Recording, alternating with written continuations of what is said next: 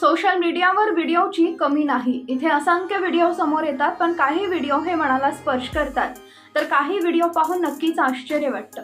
असाच एक व्हिडिओ सध्या सोशल मीडियावर समोर आलाय। या व्हिडिओत तुम्हाला शाळेतील मुलं पाण्यात भिजताना आणि उड्या मारताना दिसत आहे। एकंदरीत ते जीवनात आनंद घेताना दिसत आहेत, ज्यामुळे लोकांना हा व्हिडिओ फारच आवडलाय। हा व्हिडिओ यूपी मधील असल्याचं सांगितलं जात आहे, जिथे उन्हापासून वाचण्यासाठी आणि मुलांना शाळेत येण्यासाठी प्रोत्साहित करण्याचा प्रयत्न आहे। हा व्हिडिओ शाळेच्या गणवेशात लहान मुलं पाण्यात भिजताना दिसत आहेत। तिथे पाय बुडतील इतकं पाणी आहे। खरं तर शाळेतील वर्गाला या मुलांनी स्विमिंग पूल बनवलंय। माहितीनुसार तापमान 40 अंश सेल्सिअसवर पोहोचल्याने उत्तर प्रदेशातील कन्नौज मधील एका शाळेने विद्यार्थ्यांसाठी तीव्र तापमानाच्या उष्णापासून लढण्यासाठी क्लासरूममध्ये पाणी टाकून त्याला स्विमिंग पूलमध्ये रूपांतर केलं।